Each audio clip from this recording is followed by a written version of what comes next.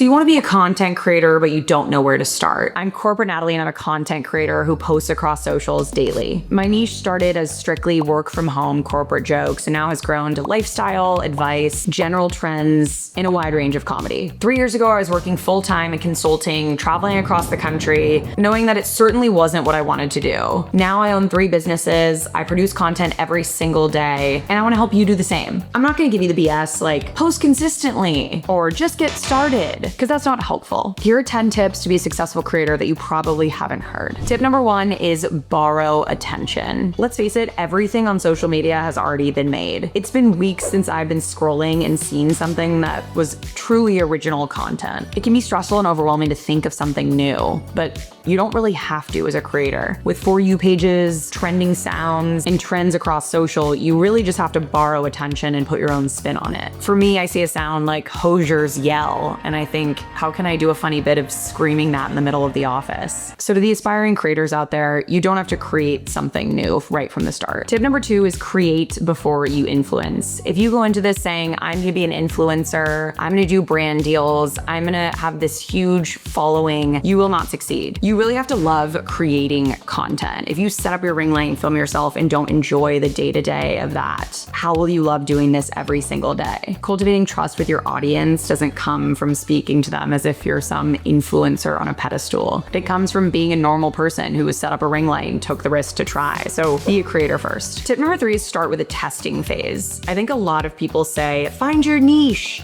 quick. You don't have to find your niche immediately, and a testing phase allows you to try a bunch of different things. Maybe it's a get ready with me. Maybe it's a day in the life vlog. Maybe it's an advice video like I'm doing right now. You'll never know what you really want to do until you try it. I never would have gone into TikTok saying I want to be a corporate creator, but that was the niche that ultimately ended up sticking. If you don't test out things and you're just trying get ready with me's or the same thing and it's not quite sticking, how will you ever know what will? A few tips for this testing phase: try trending viral sounds. Try mixed production quality. So use a camera if you have one or your phone. And the final tip is if you film a long form piece of content, like maybe you want to start on YouTube, try to cut it down to shorter form pieces that you can use across socials. Tip number 4 is to create a brand roadmap. Once you gain traction on any social platform, you should start to take it seriously with how you want to approach your brand. How many times a day are you posting? What do your followers expect of you? Can you keep testing while staying in your niche? When I first started as Corporate Natalie, if I didn't do at least 3 corporate videos a week, I would actually lose followers. So I wanted to try and test, but people expected this corporate niche. Still to this day, I always post 3 corporate videos a week. So the testing can kind of exist outside of it. As you're creating this brand roadmap, however, you want people to come to your page and know what the account is about. What do your thumbnails on YouTube look like? What do your highlights on Instagram look like? Do you have cover images on every post? Do you have a pinned post that says kind of who you are and what you do? Making your landing page somewhere that really speaks to your brand once you have it hammered down is really important. It's like any company with marketing. You're a marketing agency of one. Treat yourself like it. Other good things to do for your brand early on: trademark it. I trademarked Corporate Natalie very early. Now that's my whole brand and actually umbrella company that I've built other companies under. Do you have a logo? My logo is glasses. I started out making content with blue light glasses, and that's carried through my website, my page, all of my highlights, the same branding colors. So having a clear style is important. With this brand roadmap, a key is knowing what platforms you want to post on. Every day you wait to post across channels, you're wasting time. It becomes harder to grow on channels every day that passes. So if you start on TikTok and it's working, please cross-post them to Reels. Tip number 5 is use your calendar and the things you're already doing to inform your content. The worst possible feeling as a creator is waking up saying, I have to film today to make a post. This approach isn't sustainable. You cannot film every single day. So use your calendar to block, oh, I have a long drive here. Maybe I'll film myself giving an advice video in the car. For me, it's a lot of sketch content. So I'm going to the movie theater. Can I film a funny bit there? I'm going to dinner with friends. Is there something, a quick trend I could pump out at the dinner table? Having designated film days is so important for your mental health and just general content creation flow. You can't be creative every single day, so block time to do it. The next tip is not only should you batch your film days, but you should also batch your editing days. Once you grow, you can have editors and outsource things, but in the early phases, it's gonna be you. Designate days where maybe athletes, you're walking on the treadmill, you can edit on your phone, or if you want to be on your laptop, you have downtime after work. Editing all at once helps you refine your style and make sure it's carried through all of your videos. When you come back and forth between edits, it's easy to lose that style. So in the beginning, doing it all at once helps you refine that. Tip number 7 is that failing is actually really good for you. Every job says you should fail and be comfortable with it, but content creation specifically, while it sucks to fail on a public, massive scale, it helps show you the things that aren't working on your page. It helps you know to stop dedicating time and resources to things that aren't working. Not every piece of content is a viral sensation. I have millions of followers and things still fail on my channels. Instead of just deleting it and moving on and trying to bury that in your subconscious, look at what the comments and people are saying. Why didn't it work? What should you do next? Can you interact with the comments and see why people didn't love it? Don't assume it's some algorithm shadow banning thing. Your content just wasn't great, and that's okay. The next tip is that mental space equals creative space. If you don't build boundaries for yourself between you and social media, you will be fully consumed by it. Creators get in huge creative ruts, and I think it happens when you're pumping out content day after day. You lose that creative edge. If you're not going out in the world and experiencing things and you're just sitting on your phone scrolling comments, you won't think of those original fun ideas. Going out and actually living your life gives you content. So if you don't take the time to do so and create that space, you'll never grow your account. Number 9, your comments section is free content. You are not utilizing your comments section enough. A lot of creators will say, myself included, I don't look at comments, I don't have time, or it doesn't serve me to look at comments. That's totally fine, but you're wasting the opportunity to get ideas from your community. I just posted a video today that was analyzing email sign-offs. What does best mean? Regards, all these things. And a lot of people were commenting, you didn't say thanks, you didn't say warm regards. That's content for another video, and now I'm releasing a part 2.